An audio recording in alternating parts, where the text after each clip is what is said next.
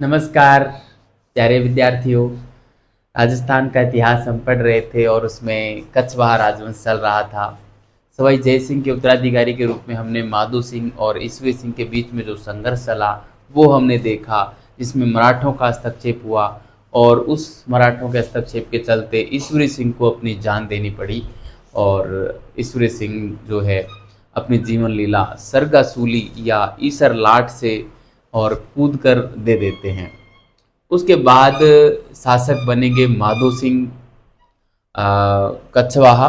ठीक है, माधो सिंह कछवाहा शासक बनेंगे, जो कि माधो सिंह प्रथम थे। और यह घटना थी 1750 की, जब माधो सिंह ईश्वरी सिंह के बाद शासक बने। ठीक है, तो ईश्वरी सिंह तक की घटना हमने कल पढ़ ली थी। आज की क्लास में हम माधो सिंह को पढ़ेंगे। देखिए विद्यार्थियों, माधो सिंह 1750 में ईश्वरी सिंह के बाद जयपुर का शासक बना। शासक बनने के लिए उसने 10 लाख रुपए मराठों को दिए, प्लस रामपुरा व रामपुरा की जागीर सहित कुछ 4 अन्य रियासतें, सॉरी 4 अन्य जागीरें भी उसने यानी माधो सिंह ने और मराठों को सौंपी थी। ठीक है, कहने का मतलब शासक बनने के एवज में मराठों को पैसे दिए थे, जबकि राज्य इनका, शासन करने वाले ये, फिर भी मराठे यहाँ पे हस्तक्षेप कर रहे थे, है ना, जैसा कि आपने देखा। हुआ क्या कि 10 लाख रुपए जो दिए माधो सिंह ने मराठों को, सॉरी, उन 10 लाख रुपयों से और मराठा सरदार महादजी सिंधिया खुश नहीं था। महादजी सिंधिया यह चाहता था कि माधो सिंह मराठों को 1/3 कर दे, मतलब 1/3 हिस्सा दे, जो जयपुर, संपूर्ण जयपुर रियासत का जो कुल राजस्व है उसका, है ना। लेकिन माधो सिंह जो है इतनी बड़ी रकम मराठों को नहीं दे सकता था, क्योंकि उसे भी अपना राज्य चलाना था। और जैसा कि हमने पिछली क्लास में देखा, ईश्वरी सिंह और माधो सिंह के बीच में लगातार युद्ध हुए। तो जब युद्ध होते हैं ना, तो काफ़ी बड़ा खर्चा और युद्ध में उठाना पड़ता है, और दोनों ही पक्ष जयपुर के ही थे, माधो सिंह हो चाहे ईश्वरी सिंह हो, इसलिए जयपुर का राजकोष खाली था। कहाँ से इतना पैसा वो लोग दे सकते थे? इसलिए माधो सिंह भी मराठों को इतनी बड़ी रकम देने की स्थिति में बिल्कुल भी नहीं थे। लेकिन मराठे आते जयपुर में और लगातार यहाँ की जनता को परेशान करते, माधो सिंह से पैसे मांगते। एक दिन क्या किया जनता ने 1751 में, और मराठों का कत्ले-ए-आम कर दिया। मराठों का कत्ल-ए-आम कर दिया, और बताया ये जाता है कि करीब 1320 मराठे मारे गए। कुछ किताबें 3-4 हज़ार तक भी बताती हैं, 4 हज़ार तक भी आंकड़ा मिलता है, लेकिन ऑथेंटिक का आप लगभग 1320 के समथिंग माने। ऐसी संख्या पूछेंगे नहीं, लेकिन फिर भी मैं एक बता दे रहा हूँ बस। ठीक है, तो जब मराठों का कत्लेआम माधो सिंह के समय जयपुर की जनता ने किया, तो मराठे बड़े क्रुद्ध हुए और मराठों ने जयपुर पर आक्रमण कर दिया। और काकोड़ नामक स्थान पर, जो कि टोंक में पड़ता है, काकेड़ या ककोड़ भी मिलता है, ककोड़ नामक स्थान पर 1759 में एक युद्ध लड़ा गया। और उस युद्ध में मराठे फिर पराजित हुए। माधो सिंह ने मुगलों की सहायता से और मराठों को पराजित किया ककोड़ के युद्ध में। और इस प्रकार से माधो सिंह के समय मराठों ने फिर और जयपुर पर आक्रमण नहीं किया। लेकिन मराठे रुकने वाले नहीं हैं, मराठे और आक्रमण करेंगे। माधो सिंह के बाद जो शासक बनेंगे उन पर आक्रमण करेंगे। लेकिन अभी मैंने जो आपको ये माधो सिंह के समय की जो पूरी घटना बोल के सुनाई है, उसको मैं बोर्ड पे लिख देता हूँ, क्योंकि जब कहानी ज़्यादा लंबी हो जाती है तो फिर पीछे से हम उसको भूलने लग जाते हैं। और आज तो हुआ भी कुछ यूँ है कि हमने हेडिंग भी नहीं डाली कि पढ़ना क्या है, और मैं बस बोले जा रहा हूँ, है ना। तो चलो बिना समय गवाए मैं हेडिंग डाल के और आज की क्लास को जो है हम प्रारंभ करते हैं, लिखना प्रारंभ करते हैं। ठीक है, तो हेडिंग तो डाल दो माधो सिंह, माधो सिंह, है ना। हेडिंग डाल देते हैं हम माधो सिंह। माधो सिंह ये प्रथम था विद्यार्थियों, माधो सिंह प्रथम। ठीक है, इसका जो कार्यकाल रहेगा वो रहेगा 1750 से और 1768 ईस्वी तक। ठीक है, 1750 से 1768 ईस्वी तक। ठीक है, अब इसके समय की जो जो घटनाएं थी अभी मैंने आपको बोल के सुनाई, उनको मैं यहाँ पे लिख डालता हूँ, फिर हम जो है आगे की बात करेंगे। ठीक है, तो हम यहाँ पे लिखेंगे ईश्वरी सिंह की मृत्यु के बाद, ईश्वरी सिंह के आत्महत्या करने के बाद, आत्महत्या करने के बाद, आत्महत्या करने के बाद माधो सिंह प्रथम, माधो सिंह, माधो सिंह प्रथम जयपुर का शासक बनता है, जयपुर का शासक बनता है, जयपुर का शासक बनता है। ईश्वरी सिंह के आत्महत्या करने के बाद माधो सिंह प्रथम जयपुर का शासक बनता है। ठीक है, जयपुर का शासक बनता है। शासक बनने पर, बनने हेतु, शासक शासक बनने हेतु माधो सिंह, शासक बनने हेतु माधो सिंह, शासक बनने हेतु माधो सिंह मराठों को, मराठों को 10 लाख रुपए व 10 लाख रुपए व रामपुरा की जागीर सहित, रामपुरा की जागीर सहित, रामपुरा की जागीर सहित 4 अन्य जागीर भी, हाँ 4 अन्य जागीर भी प्रदान करता है, 4 अन्य जागीर भी प्रदान करता है, 4 अन्य जागीर भी प्रदान करता है। ठीक है, लेकिन महादजी सिंधिया जो मराठा सरदार था वो इस पैसे से खुश नहीं था। देखो मराठों की मतलब इच्छा कितनी है, मतलब कितने मतलब कितने महत्वाकांक्षी थे वो लोग, है ना। आगे अगले फैक्ट के रूप में मैं लिखूं यहाँ पे, उक्त रुपयों से या उक्त पैसों व जागीर से, उक्त पैसों व जागीर से, पैसों की जगह हम लिखते हैं धन से, है ना। उक्त धन व जागीर से मराठा सरदार, मराठा सरदार महादजी सिंधिया, महादजी सिंधिया, महादजी सिंधिया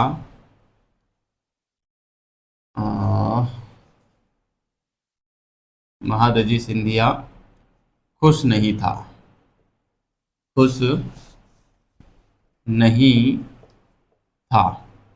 ठीक है, महादजी सिंधिया खुश नहीं था तथा महादजी ने, तथा महादजी, तथा महादजी सिंधिया ने,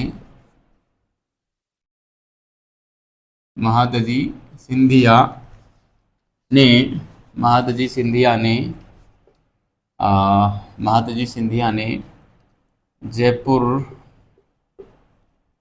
रियासत की, जयपुर रियासत के कुल राजस्व का, कुल राजस्व का 1/3 भाग माधो सिंह से मांगा, माधो सिंह से मांगा। ठीक है, कितना भाग मांगा? 1/3 भाग, 1/3 भाग मांगा, मगर माधो सिंह इतनी बड़ी धनराशि मगर माधो सिंह इतनी बड़ी धनराशि मराठों को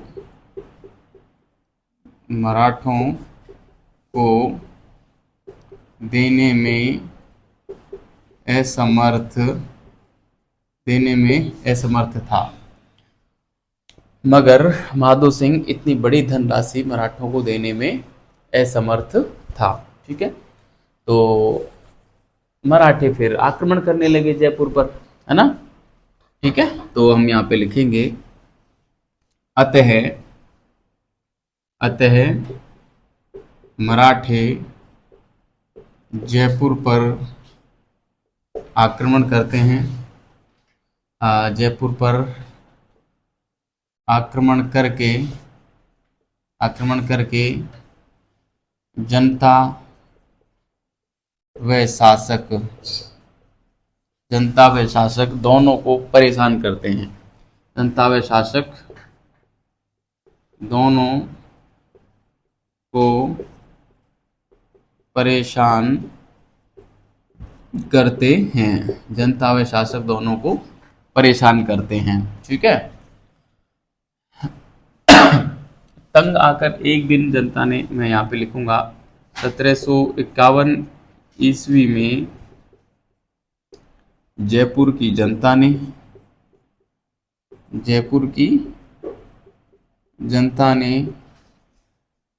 1320 मराठों का कत्लेआम कर दिया। मराठों का कत्लेआम कर दिया। 1751 ईस्वी में जयपुर की जनता ने 1320 मराठों का कत्लेआम कर दिया। इस पर मराठे नाराज हुए। इस पर मराठे नाराज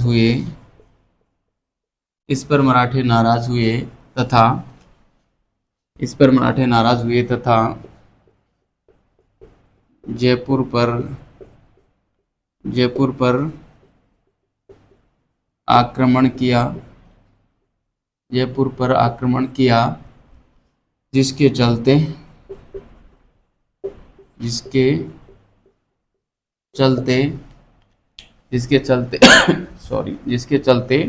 ककोड़ का युद्ध हुआ। ककोड़ ये कहाँ पड़ता है? टोंक में पड़ता है ना। ककोड़ का युद्ध कब हुआ? 1759 ईस्वी में ककोड़ का युद्ध हुआ, जिसके चलते ककोड़ का युद्ध हुआ, जिसमें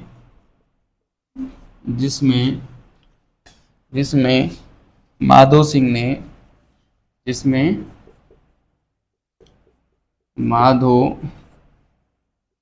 ने मुगलों के सहयोग से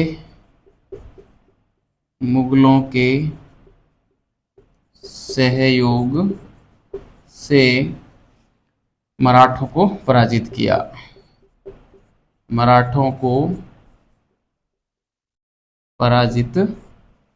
किया। ठीक है, जिसमें माधो सिंह ने मुगलों के सहयोग से और मराठों को जो है पराजित किया। ठीक है, तो विद्यार्थियों ये यहाँ तक का मामला जो था, माधो सिंह का मराठों के साथ जो संबंध था वो मैंने लगभग यहाँ पे बता दिया है, क्योंकि इतना ही मामला है। उसके बाद 1768 तक मराठों का ज़्यादा कोई लेना देना राजपूताने से रहा नहीं, मतलब जयपुर रियासत से नहीं रहा। कुछ दिनों मराठे शांत पड़े रहे। जैसे ही अब अगला शासक आएगा, मराठे फिर उपद्रव करेंगे और आगे कई युद्ध लड़े जाएंगे। ठीक है, लेकिन हम उससे पहले माधो सिंह को पढ़ रहे हैं, तो माधो सिंह के संबंध में अन्य बातें पढ़ेंगे। तो माधो सिंह का अब कोटा के साथ विवाद भी होता है। ठीक है, कोटा के साथ विवाद इसलिए होता है कि एक दिन क्या हुआ था कि माधो सिंह जो है वो एक दिन जाते हैं, मुगल बादशाह जो था शाह आलम, उसका अ, अवध के नवाब थे सफदरजंग, उन दोनों के बीच में, मतलब माधो सिंह, शाह आलम मुगल बादशाह व अवध नवाब सफदरजंग के बीच में एक संधि करवा देते हैं। और उस संधि के कारण, उस संधि से खुश होकर मुगल बादशाह शाह आलम माधो सिंह को रणथंभौर का दुर्ग सौंप देता है। जबकि उस समय रणथंभौर के दुर्ग पर कोटा के शासक शत्रुसाल का अधिकार था। इस वजह से शत्रुसाल माधो सिंह से नाराज हो जाता है ना, और माधो सिंह पर आक्रमण करता है, जिसके चलते बंटवाड़ा का युद्ध लड़ा जाता है। और सॉरी, उस बंटवाड़ा के युद्ध में जो कोटा का शासक शत्रुसाल था, उसके साथ में झाला जालिम सिंह भी रहते हैं। कोटा का शासक झाला जालिम सिंह भी रहते हैं और मराठे भी रहते हैं, है ना, मराठे भी रहते हैं। और इस युद्ध को जो है झाला जालिम सिंह जीत जाते हैं, ठीक है, और माधो सिंह की यहाँ पे हार होती है। एक ये युद्ध और मिलता है। इसके अलावा माधो सिंह का एक और युद्ध मिलता है, जिसको हम मावंडा मंडोली का युद्ध कहते हैं। ये मावंडा मंडोली का युद्ध जो लड़ा गया था, ये सॉरी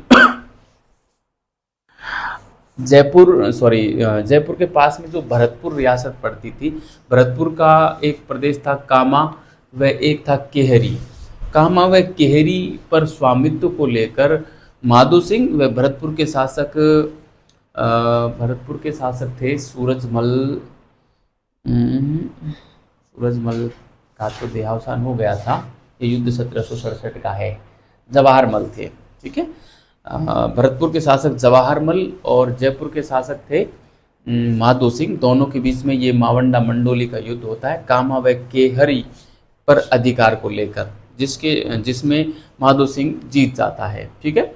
माधो सिंह का जो सॉरी माधो सिंह का जो इस युद्ध में सेनापति था वो दल्लेल सिंह था, राव दल्लेल सिंह, है ना। बड़ी ही वीरता दिखाई थी राव दल्लेल सिंह ने। और इसका जो जवाहर सिंह का जो सेनापति थे वो सुमरू नाम का एक सेनापति था, सुमरू। और एक और था सुमरू और रैन मादे। सुमरू और रैन मादे नामक दो सेनापति थे, यूरोपियन सेनापति थे, जिन्होंने जवाहरमल का सहयोग दिया था इस मावंडा मंडोली युद्ध में, लेकिन फिर भी वे पराजित हुए थे, ठीक है। तो ये था हमारे माधो सिंह के समय की घटनाएं जो मैंने आपको बोल के सुनाई। अब मैं यहाँ पे लिख देता हूँ, ठीक है। काफ़ी लंबा मैंने इतिहास सुना दिया, अब मैं जो है इसको लिख देता हूँ, ठीक है। तो सॉरी, आप यहाँ पे विद्यार्थियों एक हेडिंग डालें, माधो सिंह व कोटा विवाद। माधो सिंह का कोटा के साथ विवाद, ऐसे डाल सकते हैं, माधो सिंह का कोटा के साथ विवाद, कोटा के साथ विवाद, ठीक है। माधो सिंह का कोटा के साथ विवाद। देखिए क्या विवाद हुआ, मैंने बोल के तो आपको सुनाई दिया है, वही सारी घटना थी। अब मैं जो है सॉरी इसको वापस रिपीट नहीं करूंगा, केवल मैं सीधा यहाँ पे लिख देता हूँ, ठीक है। तो यहाँ पे हम लिखेंगे कि माधो सिंह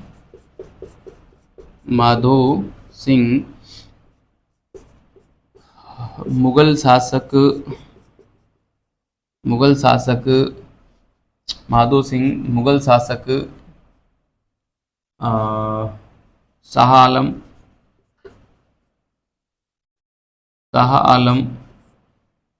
व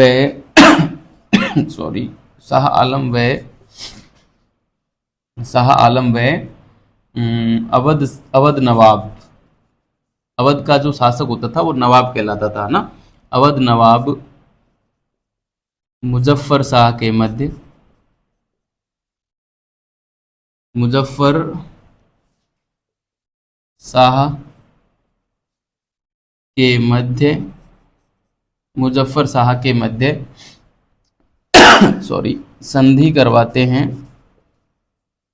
संधि करवाते हैं, संधि करवाते हैं। इसलिए इसलिए मुगल बादशाह, मुगल बादशाह इसलिए मुगल बादशाह शाह आलम, इसलिए मुगल बादशाह शाह आलम माधो सिंह को, माधो सिंह को रणथंभौर दुर्ग, रणथंभौर दुर्ग सौंप देता है, सौंप देता है, जो कि कोटा शासक दुर्जन साल के पास था, जो कि कोटा शासक दुर्जन साल के पास था, कोटा शासक दुर्जन साल के पास था। क्या था दुर्जन साल के पास? रणथंभौर का दुर्ग था, लेकिन दुर्जन साल से छीनकर और मुगल बादशाह शाह आलम जो है किसको दे देता है? जयपुर के माधो सिंह को दे देता है। इस वजह से कोटा का शासक दुर्जन साल और उसका दीवान होता था, दीवान को ये झाला बोलते थे, झाला जालिम सिंह था, बड़ा ही कमाल का प्रशासक था झाला जालिम सिंह, जिसने इस बंटवाड़ा के युद्ध में जो 1761 में लड़ा गया था बंटवाड़ा का युद्ध, इस युद्ध में और माधो सिंह को पराजित किया, बड़ी वीरता दिखाई थी। ठीक है, तो मैं यहाँ पे लिखूंगा अतः दुर्जन साल ने माधो सिंह पर आक्रमण कर दिया, दुर्जन साल ने माधो सिंह पर आक्रमण कर दिया, माधो सिंह पर आक्रमण कर दिया। ठीक है, तो सॉरी कौन सा युद्ध हुआ यहाँ पे? मैं यहाँ पे लिखूंगा बंटवाड़ा का युद्ध, बंटवाड़ा युद्ध। ठीक है, बंटवाड़ा युद्ध कब हुआ था? तो यहाँ पे आप ये तारीख वगैरह सब कुछ, ये तारीख या सन मिलती है 1761 ईस्वी, ये ध्यान रखना है। और किस किस के बीच में हुआ, तो यहाँ पे हम लिख देंगे कि एक तो थे माधो सिंह वर्सेज कोटा शासक कौन थे? ये थे दुर्जन साल, है ना? दुर्जन साल नहीं थे, सॉरी शत्रु साल थे, दुर्जन साल नहीं थे, हाँ शत्रु साल थे ये, है ना? अभी तो हम गलती कर बैठते, यहाँ पे इसको दुर्जन साल को मिटाइए, शत्रु साल थे, है ना? हाँ शत्रु साल थे।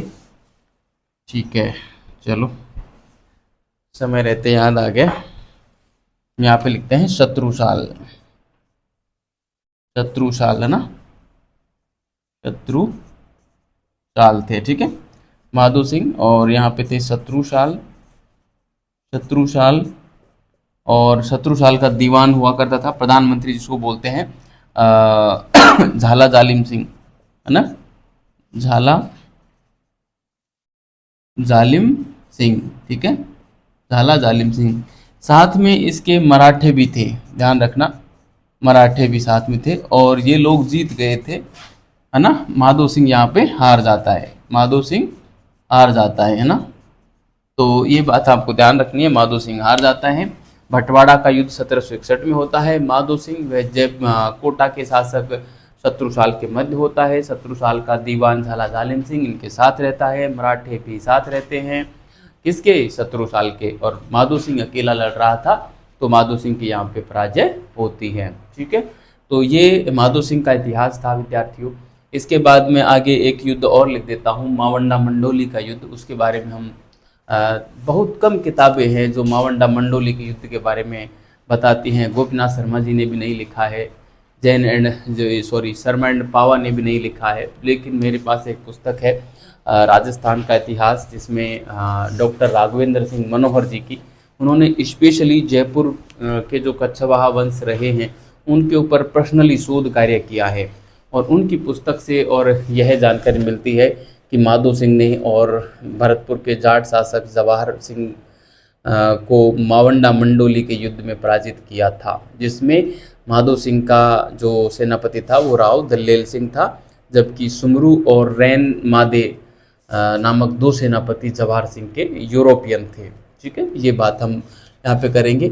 आप इसको उतारें विद्यार्थियों, और मैं बता दूं आपको, जितना मैं पढ़ा रहा हूँ उतना ही पढ़ना है, उससे ज़्यादा आप पढ़ोगे तो कंटेंट में उलझ जाओगे। इतिहास विषय की कोई सी भी एग्ज़ाम हो, छोटी से लेकर बड़ी, असिस्टेंट प्रोफेसर हो, नेट जेआरएफ हो, टीजीटी पीजीटी एनवीएस केवीएस या स्कूल व्याख्याता, किसी भी प्रकार की एग्ज़ाम हो, आप मेरे द्वारा पढ़ाए गए कंटेंट को पढ़ लेना और पिछले साल के जो क्वेश्चन पेपर हैं उनको सॉल्व कर लेना। आपकी इतिहास विषय की कोई सी भी एग्ज़ाम हो अच्छे से पास हो जाएगी, यकीन करना मेरा। और आप जितना मैं पढ़ा रहा हूँ उतना अच्छे से तैयार कर लेना बस, ठीक है, अच्छे से पास हो जाओगे आप। ठीक है, तो मैं इसको मिटा रहा हूँ और आपने इसको उतार लिया होगा। ठीक है, मैं इसको मिटा देता हूँ। ठीक है, और हम आते हैं अगली स्लाइड पे। तो आपको ये पूरी कहानी विद्यार्थियों अच्छे से समझ में आ रही होगी, माधो सिंह की, ईश्वरी सिंह की भी आई होगी। मैं पूरा कहानी फॉर्मेट में लाता हूँ और बड़ा शोध करके लाता हूँ, ताकि किसी प्रकार की कोई गलती आपको ना मिले और एरर लेस मैटर आपके पास जाए, ताकि आप निश्चिंत होके और जो है पढ़ाई कर सकें। ठीक है, तो एक छोटी सी हेडिंग डाल दीजिए, मावंडा मंडोली का युद्ध, है ना, मावंडा मंडोली का युद्ध। ठीक है, मावंडा मंडोली का युद्ध 1767 ईस्वी में हुआ है। और सॉरी, किस किस के सॉरी, कारण क्या था, देखो मैं सबसे पहले कारण लिखूं। दिसंबर के महीने में ये हुआ था ना, आप लिख देना दिसंबर में हुआ था। कारण था कामा व केहरी पर स्वामित्व को लेकर हुआ था, स्वामित्व को लेकर, है ना, कामा व केहरी पर स्वामित्व को लेकर ये युद्ध हुआ था। और मैं बताऊं किस किस के मध्य में हुआ था। माधो सिंह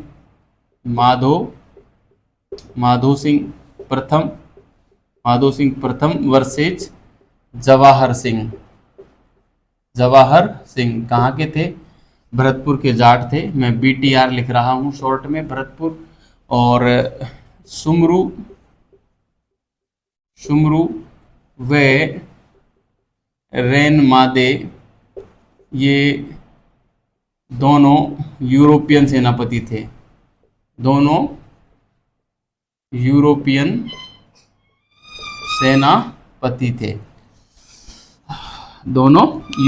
सेनापति थे। और उसका जो सेनापति था माधो सिंह का, वो राव दल्लेल सिंह था, है ना, राव दल्लेल सिंह था। ठीक है, तो इनके सेनापति कौन थे, राव दल्लेल सिंह थे। ठीक है, और इसमें जीत किसकी हुई, माधो सिंह की, ये जीता था। ठीक है, जीता। तो इस प्रकार से ये मावंडा मंडोली का युद्ध माधो सिंह प्रथम के समय हुआ था और 1767 की बात है। और इसी के साथ माधो सिंह का जो राजनीतिक इतिहास है वो यहीं पे हमारा पूरा होता है। इसके बाद अगला शासक पृथ्वी सिंह आएगा, ठीक है, जो कि 10 साल रहेगा, लेकिन अल्पवयस्क था। उसके बारे में ज़्यादा कुछ कोई घटना ऐसी मिलती नहीं है। 1778 तक वो शासक रहेगा। फिर उसके बाद अगला शासक माधो सिंह का ही पुत्र था पृथ्वी सिंह, और पृथ्वी सिंह का ही भाई था, मतलब माधो सिंह का ही पुत्र था प्रताप सिंह, सवाई प्रताप सिंह, वो जयपुर के शासक बनेंगे। और सवाई प्रताप सिंह का इतिहास बड़ा गजब का रहा है, उसका हम बढ़िया तरीके से पढ़ेंगे। उससे पहले मैं माधो सिंह के बारे में और जो है एक दो बातें बता देना चाहता हूँ। एक तो इन्होंने 1763 ईस्वी में और माधोपुर नगर बसाया था। ठीक है, 1763 ईस्वी में माधोपुर नगर बसाया था। इसके अलावा जयपुर में जो मोती डूंगरी और गढ़ डूंगरी पे जो गणेश मंदिर हैं उनका निर्माण भी इन्होंने महलों का निर्माण भी इन्होंने करवाया था ना। मोती डूंगरी महल और गढ़ डूंगरी महल का निर्माण माधो सिंह ने ही करवाया था। जयपुर में ही है, जब हम जो आगरा रोड पे जाते हैं ना उसी में आगे बढ़ते हैं। इसके अलावा इन्होंने शीतला माता का मंदिर भी बनवाया था, जो कि चाकसू में पड़ता है, चाकसू जयपुर में पड़ता है ना। तो ये कुछ इनके कुछ स्थापत्य कार्य थे, या हम कहें माधो सिंह के कार्य। हम ऐसे एक हेडिंग डाल सकते हैं छोटी सी, माधो सिंह फर्स्ट के कार्य, है ना। स्थापत्य से संबंधित कुछ कार्य हैं, तो मैं चाहता हूं कि यहाँ पे आपको लिखा दूं, कल्चर का भाग है वैसे। माधो सिंह फर्स्ट ने एक तो माधोपुर बसाया, ठीक है, माधोपुर बसाया। कब बसाया? 1763 में बसाया, ठीक है। तो बढ़िया तरीके से ध्यान रखना है, 1763 ईस्वी में। दूसरी बात मैं बताऊं तो जयपुर में मोती डूंगरी व गढ़ डूंगरी महलों का निर्माण करवाया, महलों का निर्माण करवाया, ठीक है। सॉरी। और तीसरी बात, चाकसू में शीतला माता का मंदिर बनवाया। चाकसू में शीतला माता का मंदिर बनवाया, ठीक है। चाकसू में शीतला माता का मंदिर बनवाया, ठीक है। तो ये तीन बातें आपको प्रमुख रूप से ध्यान रखनी है। और इसके बाद हम सीधे चले आते हैं माधो सिंह के बाद पृथ्वी सिंह के ऊपर, ठीक है। पृथ्वी सिंह के बारे में कुछ भी नहीं है, आप केवल नाम ही लिख लो, इससे ज़्यादा कुछ नहीं है ना। पृथ्वी सिंह आप अगले शासक के रूप में लिख सकते हैं, पृथ्वी सिंह, ठीक है। जैसे मैंने ये नाम लिख दिया, पृथ्वी सिंह, ठीक है। कुछ भी नहीं है इनके शासनकाल के अलावा। मैं यहाँ पे लिख देता हूँ 1768 से और 1778 ईस्वी के बीच में, ठीक है। अल्पवयस्क थे, 10 साल इन्होंने शासन किया। माधो सिंह के पुत्र थे। इनके बाद माधो सिंह के अन्य पुत्र सवाई प्रताप सिंह शासक बनते हैं, ना। तो अगले शासक कौन बनेंगे इनके बाद में? सवाई प्रताप सिंह, है ना, सवाई प्रताप सिंह, ठीक है। सवाई प्रताप सिंह शासक बनेंगे, जो कि हमारे रहेंगे 1778 से और 1803 ईस्वी तक। बड़ा ही कमाल का ये इतिहास है। तो हम सवाई प्रताप सिंह के बारे में हम पढ़ेंगे यहाँ पे, ठीक है, सवाई प्रताप सिंह, ठीक है। तो आप मैं इसको मिटा देता हूँ विद्यार्थियों, और मेन हेडिंग डालता हूँ यहाँ पे सवाई प्रताप सिंह। और सवाई प्रताप सिंह के समय की जो घटनाएं हैं, सवाई प्रताप सिंह के समय की जो घटनाएं हैं, वो सारी घटनाएं अभी हम पढ़ने वाले हैं, ठीक है। तो मैं पहले इसको मिटा के और हम बात करते हैं आगे सवाई प्रताप सिंह की, ठीक है। तो मैं इसको मिटा रहा हूँ, आपने इसको उतार लिया होगा बढ़िया तरीके से, और हम आगे का इतिहास पढ़ते हैं, ठीक है। सवाई प्रताप सिंह बड़े ही शानदार व्यक्ति थे। संगीत वगैरह में इनकी गजब की रुचि थी, है ना। तो सवाई प्रताप सिंह, ठीक है, 1778 से और 1803 ईस्वी, ठीक है।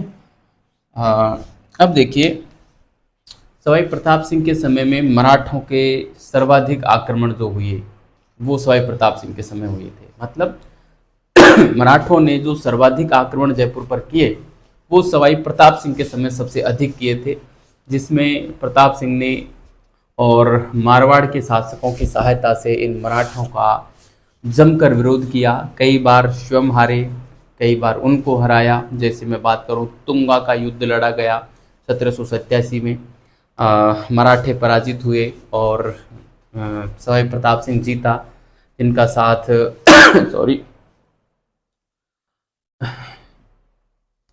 जिनका साथ जो है मारवाड़ के शासक विजय सिंह ने दिया था। इसके बाद 1790 में और जो है पाटन का युद्ध हुआ, पाटन का, जिसमें सवाई प्रताप सिंह पराजित हुए और मराठे यहाँ पर जीत जाते हैं। इसमें मराठों के जो सेनापति थे उसमें दो नाम विदेशियों के मिलते हैं, डी बोई और लखवा दादा। डी बोई व लखवा दादा यहाँ पे सेनापति रहे थे पाटन युद्ध में, जो कि 1790 में लड़ा गया था। तीसरा एक और युद्ध मिलता है मालपुरा का युद्ध, जो कि 1800 में लड़ा गया था। सॉरी। इस समय मराठा सरदार महादजी सिंधिया पराजित होते हैं और महादजी सिंधिया विजयी होते हैं और जो सवाई प्रताप सिंह थे वो यहाँ पे जो है हार जाते हैं मालपुरा के युद्ध में। इसमें भी जयपुर के जो मानसिंह थे, जयपुर के मानसिंह क्या, मारवाड़ के जो भीम सिंह थे, उन्होंने सवाई प्रताप सिंह का साथ दिया था। ठीक है, सवाई प्रताप सिंह का साथ दिया था, लेकिन पार नहीं पड़ी और यहाँ पे महादजी सिंधिया इनको महादजी सिंधिया नहीं था, शायद कोई और था 1800 में। अभी मुझे महादजी सिंधिया ही याद आ रहा है विद्यार्थियों। ठीक है, ये मुझे लगता है कोई और था। महादजी सिंधिया की मृत्यु 1795 में हो चुकी थी। हाँ, तो जबकि युद्ध हो रहा है 1800 में, तो महादजी सिंधिया नहीं था, यहाँ पे कोई और था जो कि अभी मेरे को दिमाग में नहीं आ रहा है। मैं कल आपको ज़रूर बताऊंगा अगली क्लास में। ठीक है, तब तक आप मस्त रहे। वैसे चलो हम इसको लिख देते हैं, ठीक है, और आगे की बात करते हैं। ठीक है। सॉरी। माधो सिंह के बाद मैं यहाँ पे थोड़ी सी बात उसको कनेक्ट करते हुए लिख देता हूँ। माधो सिंह के बाद पृथ्वी सिंह व पृथ्वी सिंह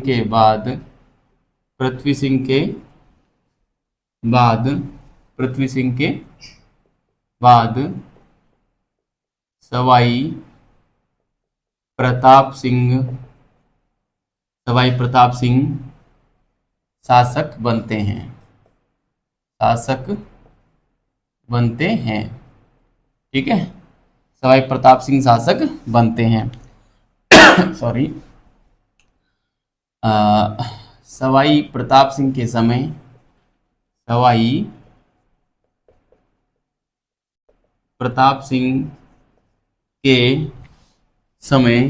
प्रताप सिंह के समय मराठों के सर्वाधिक आक्रमण होते हैं।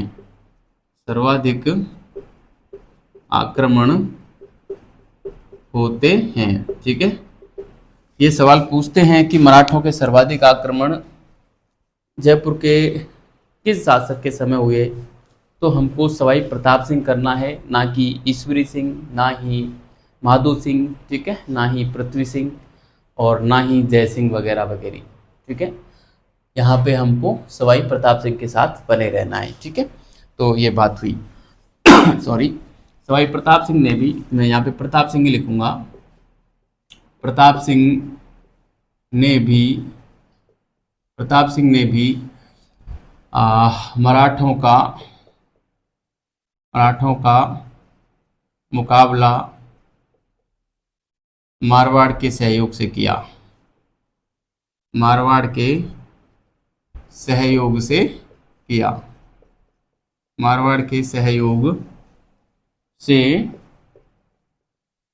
ठीक है, मारवाड़ के सहयोग से किया। सॉरी। इस संदर्भ में निम्न युद्ध लड़े गए। इस संदर्भ में निम्नलिखित युद्ध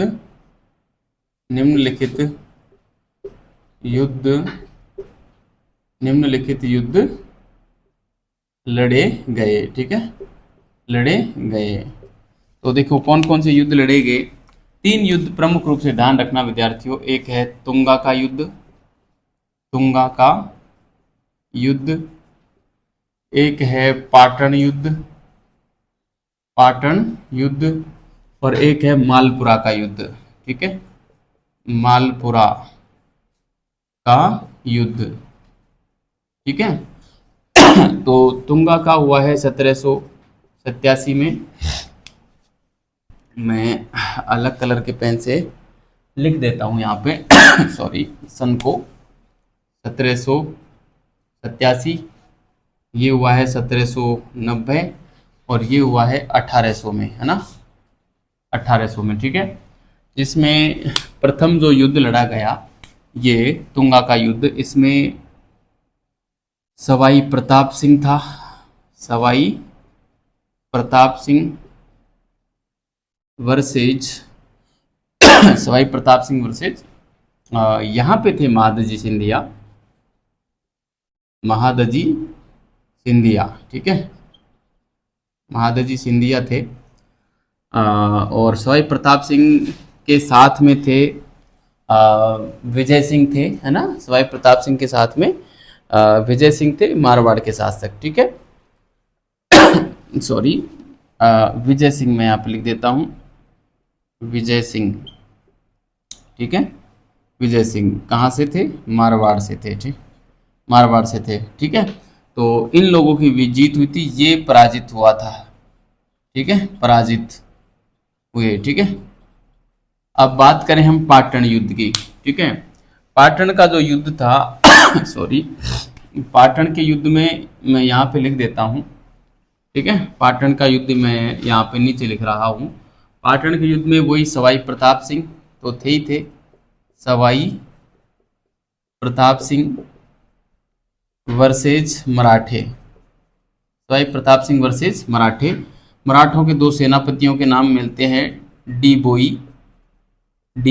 बोई व लकवा दादा। इन दोनों का नाम आपको बढ़िया तरीके से याद रखना है, कई बार पूछ लेते हैं, डी बोई व लकवा दादा। इसमें मराठे जीत गए थे, है ना, जीते, मराठे जीते, सवाई प्रताप सिंह पराजित हुआ। मालपुरा का जो युद्ध था मैं यहाँ पे लिख देता हूँ, मालपुरा का युद्ध। ठीक है, मालपुरा का युद्ध 1800 वाला जो है वहाँ पे जगह कम है, इसलिए मैं यहाँ पे लिख रहा हूँ। वही सवाई प्रताप सिंह, ठीक है, सवाई प्रताप सिंह वर्सेज मराठे, है ना, सवाई प्रताप सिंह वर्सेज मराठे। यहाँ पे जो है भीम सिंह साथ दे रहे थे मारवाड़ वाले प्रताप सिंह का, मगर मराठे जीते। ठीक है, मराठे फिर भी जीत जाते हैं, और इस प्रकार से इनमें काफ़ी सारा धन वो लूट कर ले जाते हैं, इससे ज़्यादा कुछ नहीं करते। ठीक है, तो ये था प्रताप सिंह के बारे में एक इनका एक बेसिक इतिहास, जो अक्सर यहाँ से सवाल पूछा जाता है विद्यार्थियों। ये क्रम भी कई बार युद्धों का पूछा जाता है, जिसमें से ये लोग तुंगा, पाटन, मालपुरा तीनों तो देते ही देते हैं सॉरी।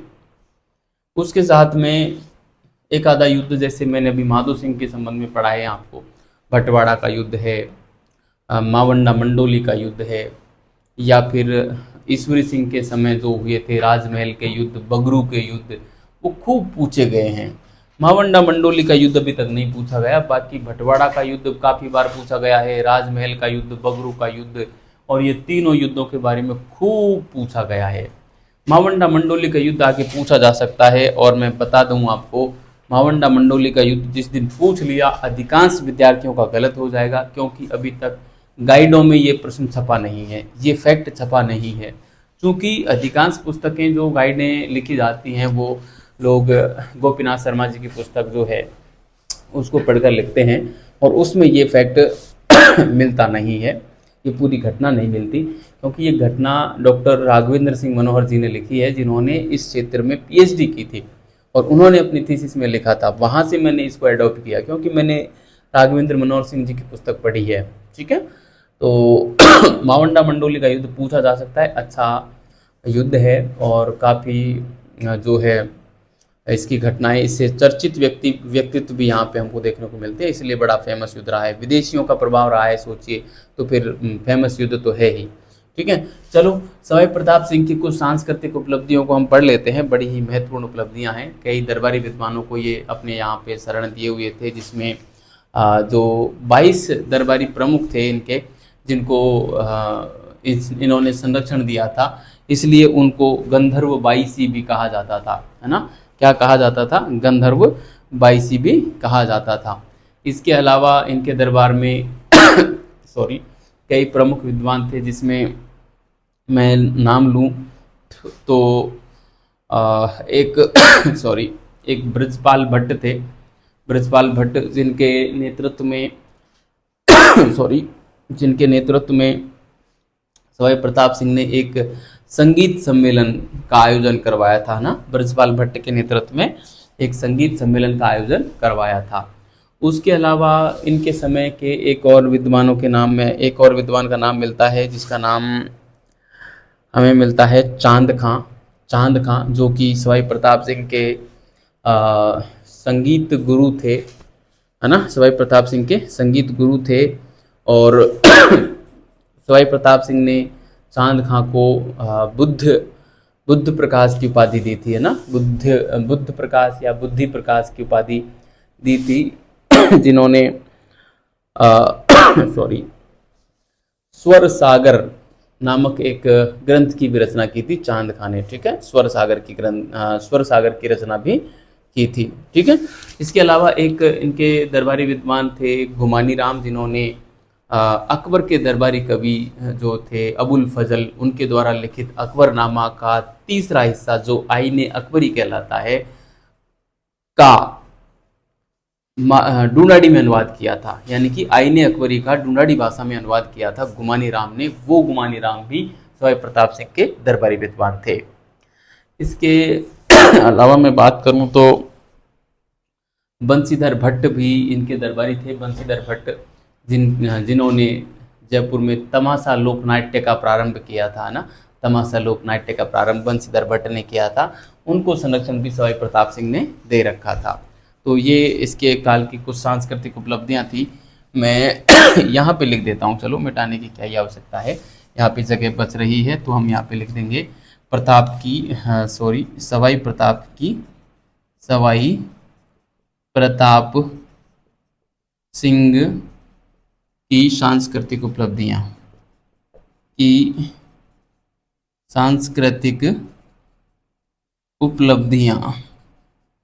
ठीक है, तो सांस्कृतिक उपलब्धियों में एक तो है कि इनके दरबार में 22 विद्वानों की मंडली रहती थी। 22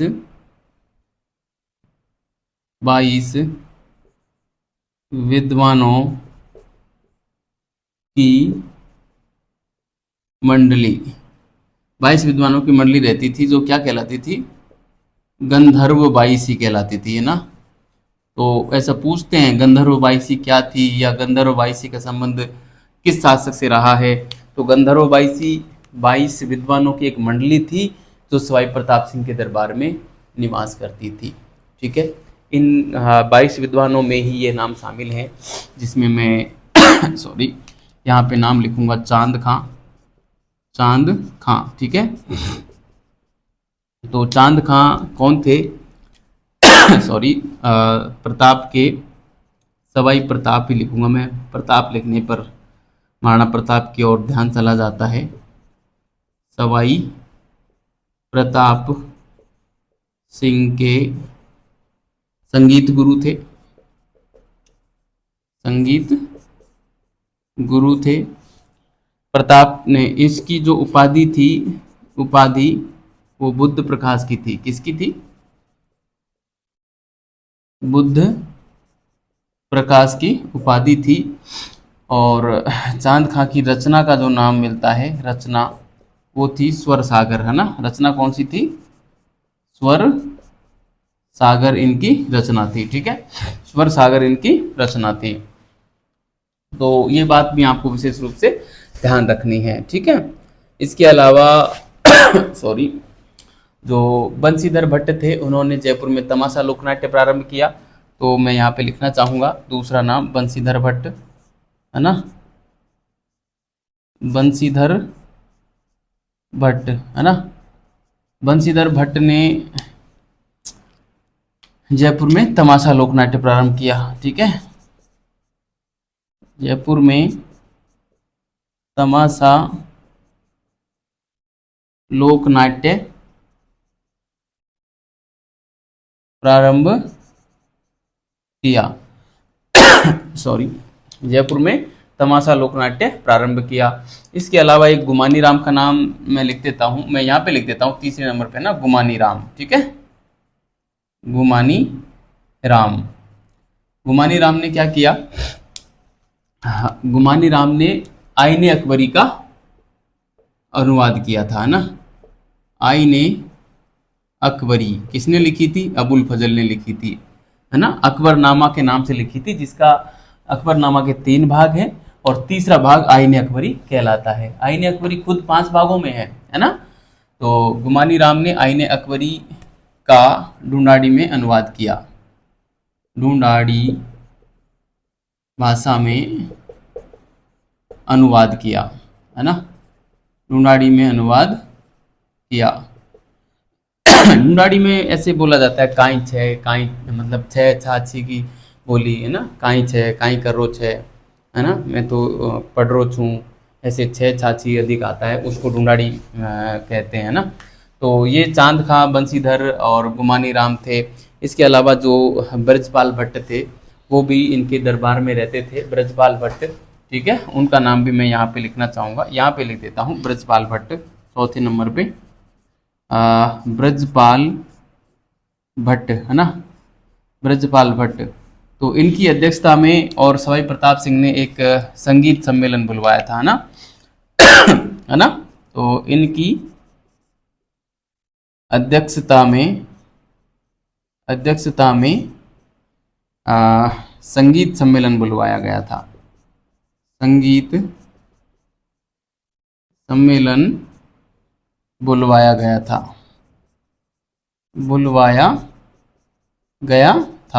ठीक है। और ब्रजपाल भट्ट ने एक ग्रंथ की भी रचना की थी, जिसका नाम मिलता है हमें राधा गोविंद संगीत सार, है ना। राधा गोविंद संगीत सार इनकी एक रचना का नाम है। क्या है रचना, क्या है, राधा गोविंद संगीत सार, है ना, राधा गोविंद संगीत सार। ठीक है, तो ये एक इनकी रचना है, आपको बढ़िया तरीके से याद रखनी है। तो ये थे हमारे सवाई प्रताप सिंह, जिनके बारे में आपको ये सारी बातें विशेष रूप से ध्यान रखनी है। खासकर ये चारों नाम तो आपको अनिवार्य रूप से याद रखने हैं, और इसके समय के इसके समय के युद्ध याद रखने हैं, और इनके समय में जो ये गंधर्व बाईसी थी वो याद रखनी है। ठीक है, अब विद्यार्थियों अगली क्लास में पढ़ेंगे हम यहाँ से आगे का इतिहास। सवाई प्रताप सिंह के समय में आपको पता होगा जयपुर में जो हवा महल है उसका निर्माण इन्होंने करवाया था, है ना। और आप देख लेना 1799 1800 के समथिंग उसका निर्माण करवाया था। 5 मंजिला है, 953 जालियाँ हैं, है ना, जिसमें से वो सारी विशेषताएं आप पढ़ लेना अपने स्तर पे, आर्ट एंड कल्चर में पढ़ते हैं। ठीक है, तो बहुत बहुत धन्यवाद विद्यार्थियों, अच्छे रहिए, मस्त रहिए और पढ़ते रहिए।